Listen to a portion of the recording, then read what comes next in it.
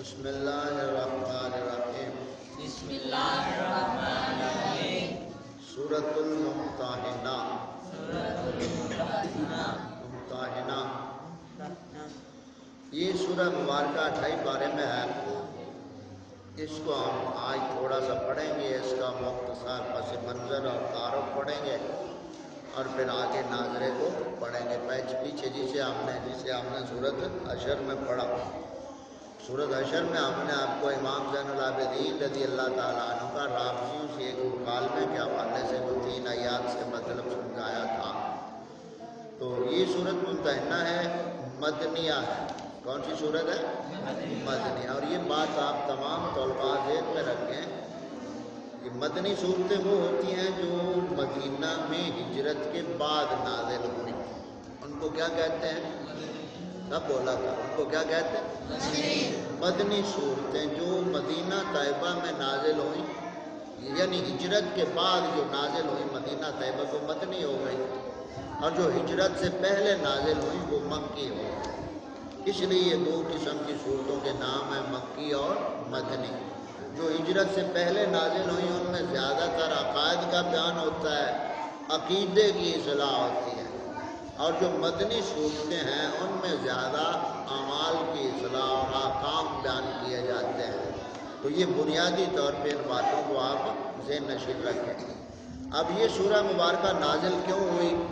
ایک ہوتا ہے شان نزول سورت کا، کہ زمین پر کوئی واقعہ ایسا رونما ہوا یعنی مدینہ طیبہ میں، تو اللہ تعالیٰ نے قرآن پاک نازل فرما دیا۔ اس کو کہتے ہیں شان نزول، سبب یعنی کس وجہ سے یہ سورہ مبارکہ نازل ہوئی۔ تو اب اس کو آج ہم صرف اس کا تھوڑا سا پس منظر سمجھیں گے اور پہلی آیت پہ ہم پھر بات ختم کریں گے، تاکہ آپ کے ذہن میں آ جائے کہ قرآن پاک جو ہم پڑھ رہے ہیں ناظرے کے ساتھ اور اس میں جو ہم سمجھ رہے ہیں، یہ چیز ہی اصل ایمان کی محافظ ہے۔ ورنہ حافظ سے بڑھ کر کوئی جاہل نہیں ہوتا۔ الحافظ و کل جاہل، کہ صرف لفظ رٹ لیے ہیں، الفاظ کو ذہن میں رکھ لیا ہے، اب پتہ نہیں ہے کہ قرآن کہہ کیا رہا ہے۔ تو ہمیں قرآن پاک کو سمجھنے کی اللہ تعالیٰ توفیق عطا فرمائے۔ تو اس سورہ مبارکہ کا پس منظر یہ ہے کہ آقا کریم صلی اللہ علیہ وآلہ وسلم جب مکہ پاک سے ہجرت فرما کر مدینہ طیبہ تشریف لائے تو وہاں ایک معاہدہ کیا۔ یہ پیچھے ہم نے آپ کو سمجھایا بھی تھا ایک درس میں، اس کو مساق مدینہ کہا جاتا ہے۔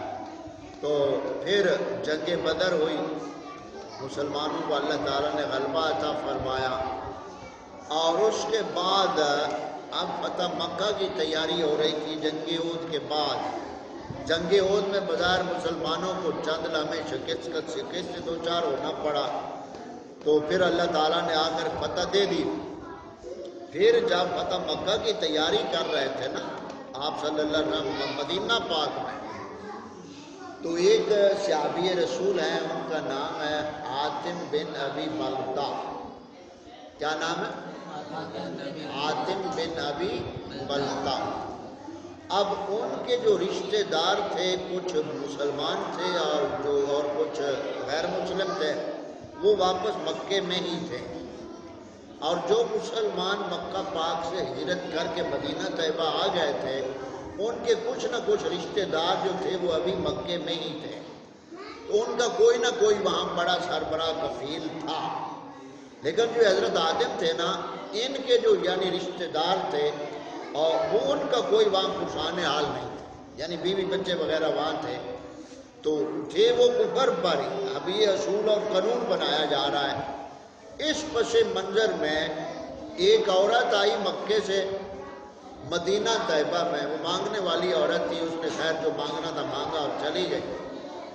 اس کو حضرت حاتم نے بلا کر ایک خط دے دیا، ایک خط دے دیا، اور اس خط میں مسلمانوں کی فتح مکہ کی تیاری کی جتنی معلومات تھی نا وہ ساری دے دی، ساری دے دی، کہ تم مکے والوں کو جا کر یہ خط دے دینا تاکہ وہ میرے یعنی جو رشتہ دار ہیں میرے عزیز و اقارب ان کا وہ خیال رکھیں گے، یہ میں ان پر ایک احسان کر رہا ہوں، اس احسان کے بدلے وہ میرے رشتہ داروں سے احسان کریں۔ اب تھی تو یہ خیانت، بظاہر بہت بڑی خیانت تھی کہ یعنی ایک راز جنگی کو ظاہر کر دینا۔ تو اب ہوا کیا، اس پس منظر میں وہ خط آپ نے حضرت حاتم بن ابی بلتع نے دے دیا اس عورت کو، اور اسے کوئی سونے کی شرفیاں بھی دے دی۔ تو وہ عورت لے کر وہ جا رہی تھی خط، اللہ تعالیٰ نے اپنے پیارے محبوب صلی اللہ علیہ وسلم کو آگاہ فرما دیا کہ ایک عورت یہ خط لے کر جا رہی ہے، اس سے وہ واپس لے۔ تو آپ صلی اللہ علیہ وآلہ وسلم نے مولا علی شیر خدا رضی اللہ تعالیٰ عنہ کو اور آپ کے ساتھ چند اور ساتھیوں کو بھیجا کہ جاؤ فلاں مقام پہ وہ عورت ہوگی، اس سے وہ خط لے کر واپس۔ اب جب مولا علی شیر خدا رضی اللہ تعالیٰ عنہ اور آپ کے ساتھی وہاں پہنچے تو عورت سے پوچھا بھی وہ خط کہاں ہے؟ اس نے کہا جی میرے پاس تو کوئی خط وط نہیں ہے۔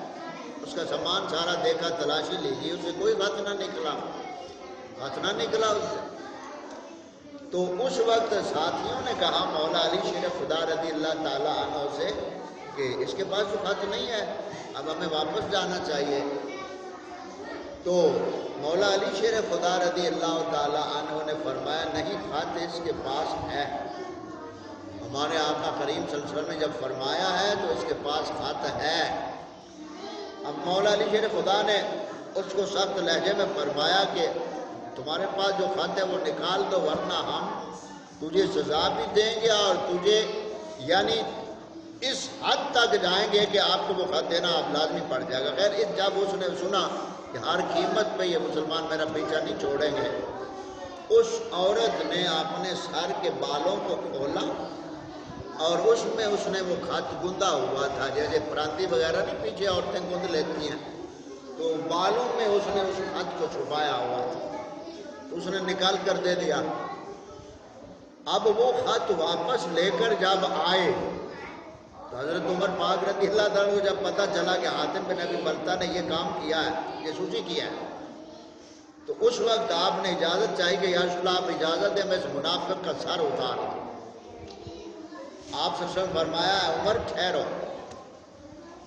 کیا آپ جانتے نہیں ہیں کہ حاتم وہ ہے جنہوں نے جنگ بدر میں شمولیت کی ہے، اور جنگ بدر والے تمام صحابہ سے اللہ تعالیٰ نے مغفرت کا اعلان فرما دیا کہ وہ جو چاہیں کرے، اللہ تعالیٰ نے انہیں بخش دیا۔ یہ بدر والے جو تھے، اور یہ حاتم بن ابی بلتع جو تھے صحابی رسول تھے اور بدر میں یہ شامل ہوئے تھے جنگ بدر میں۔ اب یہاں قانون ایک دیا جا رہا ہے کہ جب بھی، کیونکہ جو قانون بنتا ہے تو کوئی واقعہ ہوتا ہے تو قانون نازل ہوتا ہے، تو اس پس منظر میں جب آپ صلی اللہ علیہ وسلم نے حضرت حاتم سے پوچھا بھئی تو نے ایسا کیوں کیا، اب میں یہاں جو آپ کو مسئلہ سمجھانا چاہتا ہوں، یہ آپ تمام طلباء توجہ رکھو میری طرف۔ آپ صلی اللہ علیہ وسلم نے جب حاتم سے پوچھا حاتم تو نے ایسا کیوں کیا، تو حضرت حاتم نے عرض کی کہ یا رسول اللہ پتہ تو آخر ان کو چل ہی جانا تھا آپ کی روانگی کا، کیونکہ اس وقت جو ماحول تھا یا حساب کتاب تھا، پیدل سفر ہوتے تھے یا گھوڑوں اونٹوں میں سفر ہوتے تھے، قافلے کے لشکر کی صورت جب جاتا تھا لشکر جنگ کے لیے تو رستے میں پڑاؤ ڈالتے جانا اور کئی دن لگتے تھے منزل پر پہنچنے کے لیے۔ تو حضرت حاتم نے یہ گزر پیش کیا کہ یا رسول اللہ ان کو پتہ تو آخر چل ہی جانا تھا آپ کی اطلاع کا، تو میں نے تھوڑا سا یہ سوچا کہ میرے وہاں رشتہ دار ہیں تو میں ان کو یہ ذرا اطلاع پہلے دے دوں تاکہ وہ میرے رشتہ داروں سے اچھا سلوک کر لیں، ان کو کوئی نقصان نہ پہنچائے۔ تو رشتہ داری کے حوالے سے حضرت حاتم نے یہ اپنا اجتہاد کیا، یعنی اپنی ذاتی رائے کو جب اس نے اس طرح رکھا سامنے تو آپ صلی اللہ علیہ وسلم نے اس کو کوئی سزا نہیں دی، کوئی سزا نہیں دی، کیونکہ اس کا جو اپنا ایک اجتہاد تھا، اگرچہ خطا تھی لیکن جرم نہیں تھا، قانون بن رہا تھا، جرم نہیں تھا۔ تو اس پس منظر میں اللہ تعالیٰ نے اس سورۃ ممتحنہ کو نازل فرمایا کیونکہ ان کے دل میں اپنے رشتہ داروں کی محبت تھی، جس کے لیے انہوں نے اپنا یہ اجتہاد کیا کہ میں ان کو پہلے اطلاع دے دیتا ہوں، تو اس حوالے سے وہ تو اب یہاں اللہ تعالیٰ نے اسی بات کو بیان کر کے قانون بنا دیا اور ارشاد فرمایا یا ایھا الذین آمنوا لا تتخذوا عدوی وعدوکم اولیاء، اے ایمان والو میرے اور اپنے دشمنوں کو دوست نہ بناؤ۔ اب اللہ تعالیٰ نے بھی حاتم پر کوئی سزا نہیں رکھی، محبوب پاک صلی اللہ علیہ وسلم نے بھی کوئی سزا نہیں رکھی، صرف ایک قانون بنا دیا کہ اب ان سے کوئی تعلق رکھنا نہیں۔ جو اللہ تعالیٰ کے دشمن ہیں، جو ایمان والوں کے دشمن ہیں، وہ خواہ ان کے رشتہ دار ہی کیوں نہ ہوں، ان سے کوئی رشتہ رکھنا نہیں، کیونکہ جب مومن ایمان میں آ جاتا ہے تو پھر اس کا رشتہ صرف ایمان والوں سے ہی ہوتا ہے اور کسی سے کوئی رشتہ نہیں ہوتا، سوائے ماں باپ کے، وہ بھی خدمت کا جو کل ہم بیان کریں گے۔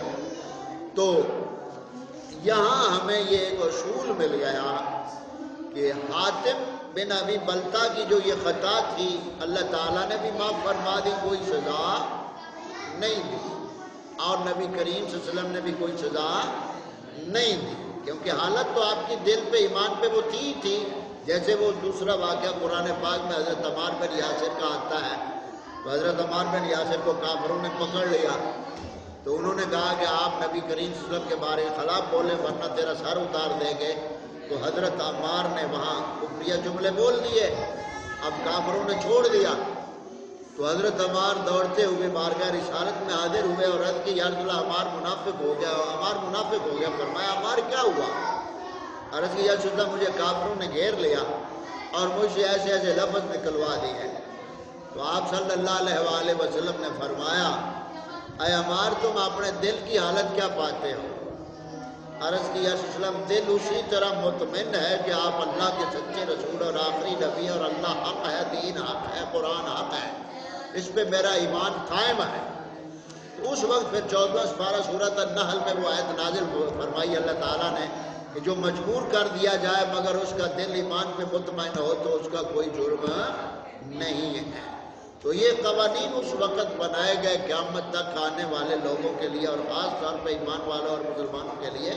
تو اللہ تعالیٰ نے پھر اس آیت میں یہ قانون بنا دیا یا ایھا الذین آمنوا لا تتخذوا عدوی وعدوکم اولیاء تلقون الیہم بالمودۃ وقد کفروا بما جاءکم من الحق، اے ایمان والو میرے اور اپنے دشمنوں کو دوست نہ بناؤ، تم ان کو خفیہ خبریں محبت کی پہنچاتے ہو، جیسے آدم نبی بلتہ نے کیا خط کے ذریعے، تم ان کو خفیہ محبت کی خبریں پہنچاتے ہو حالانکہ وہ منکر ہیں اس کے جو تمہاری طرف حق آیا، یعنی وہ دین کے کافر منکر ہیں، ایمان کے منکر ہیں، قرآن کے منکر ہیں، رسول کریم صلی اللہ علیہ وسلم کی رسالت کے منکر ہیں، لہذا جو منکر ہیں کافر ہیں ان سے تمہارا اب کوئی تعلق دوستی کا رہ سکتا نہیں۔ تو یہ پس منظر تھا اس سورہ مبارکہ کے نازل ہونے کا۔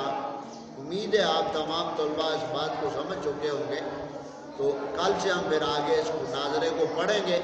آج گویا آپ کو اس سورت ممتحنہ کا پس منظر سمجھایا گیا کہ یہ سورت کیسے نازل ہوئی، واقعہ کیا ہوا تھا۔ تو اس سے یہ مسئلہ بھی ثابت ہو گیا کہ صحابہ پاک معصوم نہیں ہیں، محفوظ ہیں، محفوظ ہیں، اور کوئی بھی صحابہ یا اہل بیت میں سے معصوم نہیں ہے۔ جو معصومیت کا عقیدہ رکھے وہ سنی نہیں ہے، سمجھ آ گئی؟ تو معصومیت والے جو عقیدہ رکھتے ہیں وہ تو 12 اماموں کو 12 نبی مانتے ہیں، تو کیا تم نبی کریم صلی اللہ علیہ وسلم کے علاوہ کسی اور کو اور نبی مان سکتے ہو بعد میں؟ قادیانی جو مرزئی ہے وہ تو مرتد ہے، اس نے صرف نبوت کا دعویٰ کیا، اور جو 12 کو نبی مانتے ہیں یہ کس کھاتے میں ہے؟ اس لیے معصومیت کا عقیدہ گویا نبوت کا عقیدہ ہے اور ختم نبوت کا انکار ہے۔ اس لیے جو معصومیت کا دعویٰ کرے وہ ان اماموں کو نبی مانتا ہے۔ سمجھ آ گئی بات کی؟ تو یہاں ہم بات ختم کرتے ہوئے آخری بات آپ کو یہ بتا رہے ہیں کہ صحابی محفوظ ہے، ان سے خطا کا امکان ہے، لیکن پھر وہ اللہ تعالیٰ ان کو وہاں قائم رہنے نہیں دیتا، توبہ کی توفیق دے دیتا ہے، اور ان کی خطاؤں کو اللہ تعالیٰ نے معاف فرما دیا۔ اللہ تعالیٰ معاف فرما دے، رسول اللہ معاف فرما دے، قرآن اعلان فرما دے۔ اب کوئی شعبہ پرتان کرے تو وہ ان تینوں کا منکر ہو گیا، اور جو اللہ اور رسول اللہ اور قرآن کریم کا منکر ہو جائے وہ خود اپنا راستہ دیکھ لے کہ کدھر جانا ہے۔ سمجھ آ گئی اس بات کی؟ تو یہ آج ہمارا درس ہے اس حوالے سے، یعنی ناظرے کے حوالے سے اپنے اختتام کو پہنچا۔ کل انشاءاللہ تعالی والدین کے جو حقوق اولاد پر ہیں یہ قرآن کریم اور حدیث مبارکہ سے آپ کو بتائے جائیں گے۔ تو آج کا سبق ہمارا یہاں اختتام ہوا۔